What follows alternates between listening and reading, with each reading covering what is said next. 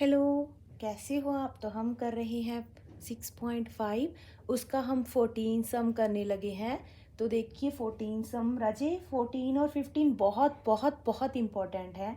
In triangle A B C, A D जो है वो परपेंडिकुलर है बी सी के, और बी डी जो है वो ट्रिपल है सी डी का। तो मेरे डायग्राम में से ट्रिपल लग नहीं रहा, पर ये है, ठीक है। तो टू प्रूव क्या करना है, double of A B plus is equal to double of A C square plus B C square. तो हम सोल्यूशन देखते हैं, वही हमारा पुराना पाइथागोरस थ्योरम के साथ यारी, तो वही निभाएंगे हम, ठीक है। तो हम लिखेंगे इन ट्रायंगल ए बी सी, बस हम इंट्रोडक्शन दे रहे हैं कि ए डी जो है वो बी सी के परपेंडिकुलर है, एंड हम वो यूज़ करेंगे ये वाला पार्ट। हम लिखेंगे in triangle A D B, ये वाली ट्रायंगल ले ली, 90 के सामने वाली लाइन हाइपोटेन्यूज। तो हमारे पास hypotenuse square is equal to perpendicular square plus base square by Pythagoras theorem.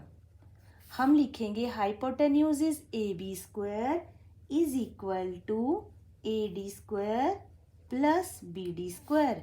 ऐसे ही in triangle A D C, A C square is equal to A D square plus D C square. हम करेंगे इन दोनों को subtract. क्यों करेंगे वो मैं बताती हूँ, number 1 and number 2। By subtracting 1 and 2, A B square में से ए सी स्क्वायर को माइनस कर दिया। ऐसे ही क्यों किया, अब देखते रहो क्यों। A D square plus B D square minus A D square, अब समझ आ गया होगा, है ना। देखो ए डी और ए डी फालतू की चीज़ थी मेरे पास, मैंने इसको रिमूव करना था। जब मैंने सब्ट्रैक्ट किया तो ये रिमूव हो गई। तो A B square minus A C square is equal to B D square minus D C square. अब जो यहाँ पे बी डी और डी सी है ना, ध्यान से देखिए, मुझे ए बी भी चाहिए, ठीक है, ए सी भी चाहिए, ए बी भी चाहिए, ए सी भी चाहिए, साथ में मुझे चाहिए बी सी। तो मैं बी सी के लिए क्या करूँगी, बी सी के लिए पहले मैं बी डी को लिख लूँगी, सी डी को नहीं छेड़ेंगे। तो बी डी को लिखने का तरीका क्या है, बी डी को लिखने का तरीका है triple of C D, triple of C D square minus C D square. Triple of C D, क्योंकि बी डी की वैल्यू अकेले की 3 सी डी थी, अगर मैं बी डी की स्क्वायर करूँगी तो वो 9 सी डी की स्क्वायर हो जाएगा, ठीक है। इस चीज़ में गलती मत करना। तो ये आ जाएगा 9 C D square minus C D square. 9 में से 1 गया, आंसर कितना आ गया, 8 सी डी की स्क्वायर। यहाँ तक समझ आ गया। अब जो सी डी की वैल्यू है, अगर मैं देखूँ सी डी की वैल्यू अब मैं बी सी की टर्म में लेकर आनी है।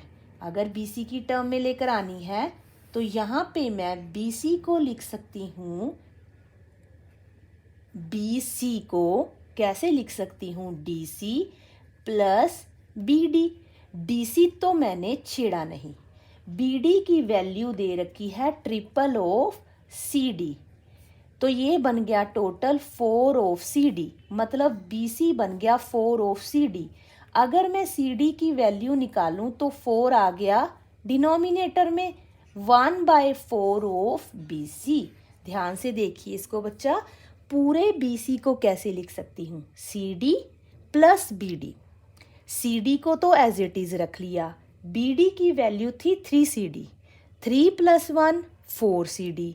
सी डी की वैल्यू फिल करनी है ना, क्योंकि मेरे पास सी डी है, तो मैं in terms of B C लिख लिया।